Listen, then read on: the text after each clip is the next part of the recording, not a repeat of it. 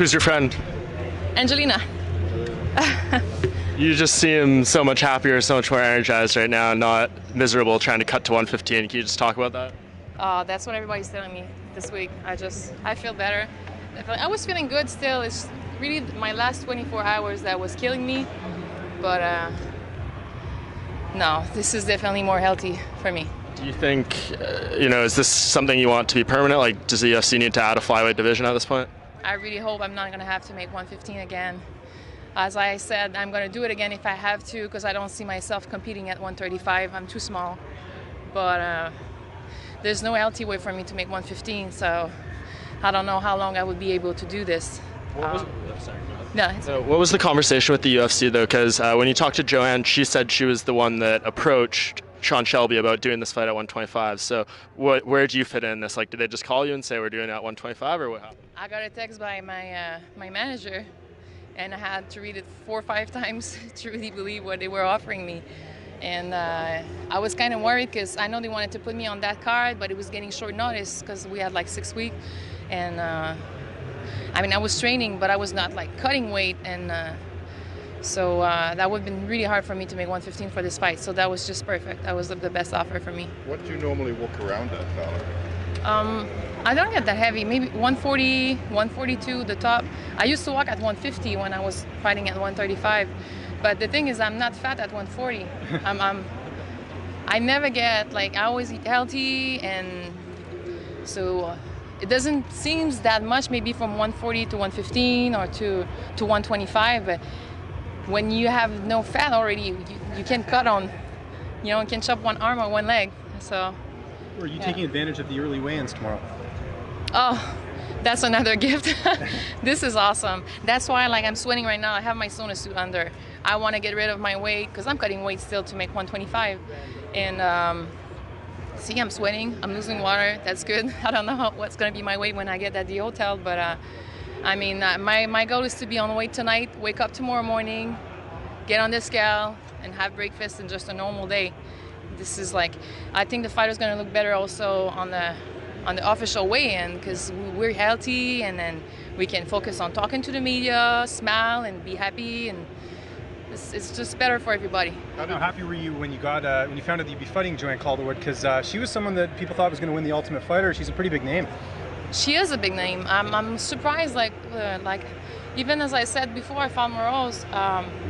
I think she's a better fighter than Marina Moroz, but I don't know. I was watching the tape, and she really didn't look good mentally that day. I don't know what happened, but in her life. But I think I'm a fighter. I can see she didn't show up that day, and I'm not gonna consider that I'm better than her or anything. I take it as a challenging fight, and I love this fight. So what's it like to go through camp and be able to focus on your skills and improving rather than just making this weight?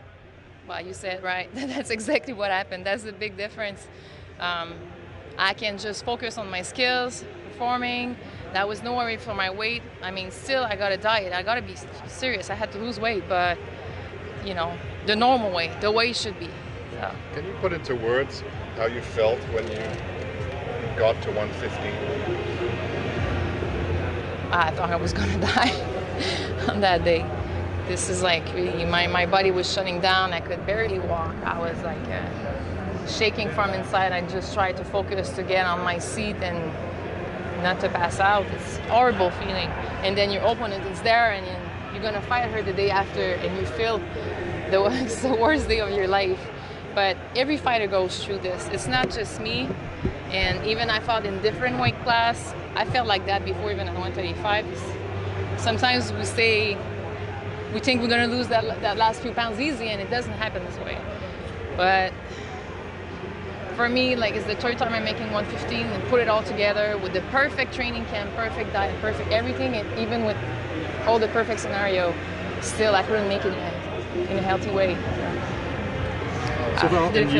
You were the first female fighter in UFC history to win in 2 weight classes. Now you have the chance to be the first in 3. Only 3, 4, 5 fighters overall have won in 3 weight classes in the UFC.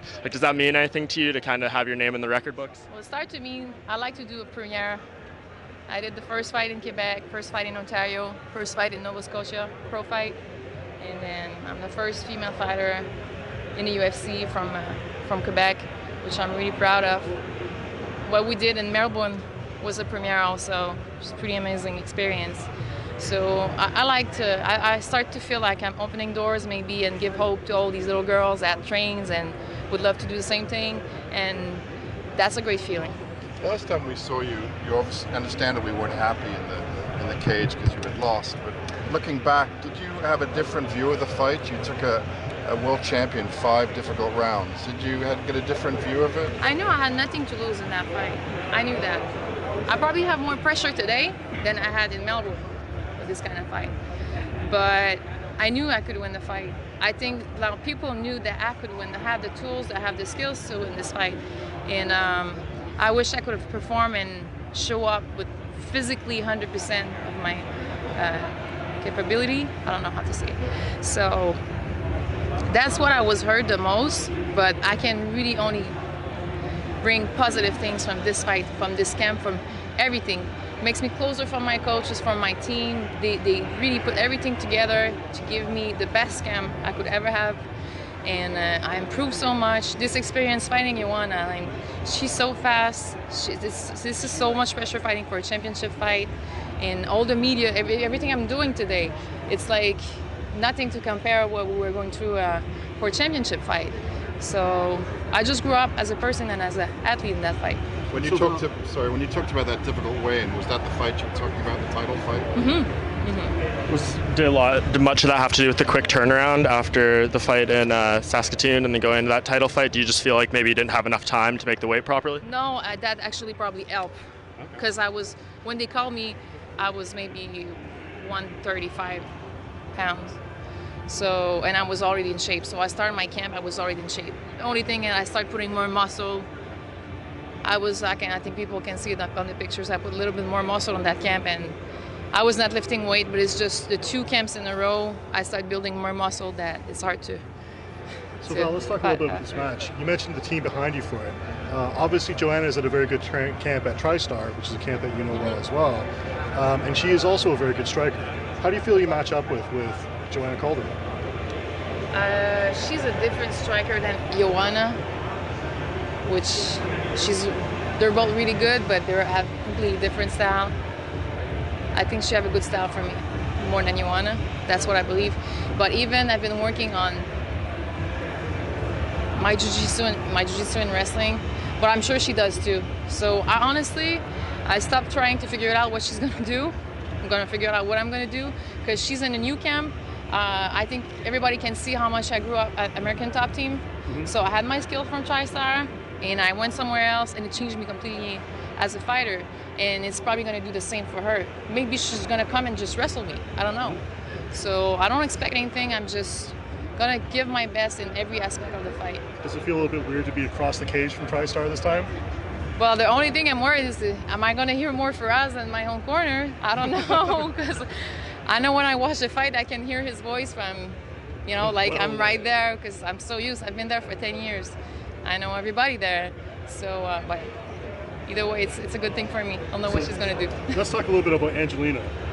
Is this a coach or a corner? She's my piece. I have 3 dogs, and I'm always with my dogs, and I'm going to stay here for a couple weeks, so I didn't want to leave her in Florida. What? So I just flew her with me, and now she's so quiet, and we just carry her everywhere we go. She's a pretty polite and well-behaved dog. Yeah, she is. She's only 9 months. 9 months? Yeah, she's so quiet, so it's easy. You mentioned Florida American Top Team. Obviously, some sad news with Kimbo Slice passing away last week. Can you just comment on that and maybe any memories you may have of him and kind of what he meant to the sport of MMA? I don't know him personally. It's a big gym, American Top Team. So I have no stories personally with Kimbo, but Mike Brown, that is my corner, was really close for him. He's always been there for his fight. And all I can say, the couple times I spoke to him, and everybody really loved this person. He was just a real man with his people, and good dad, and he was just trying to support his family and everything. And then 42 years old is a way too young to die and leave 6 kids, So I just think it's pretty sad, but what can we do?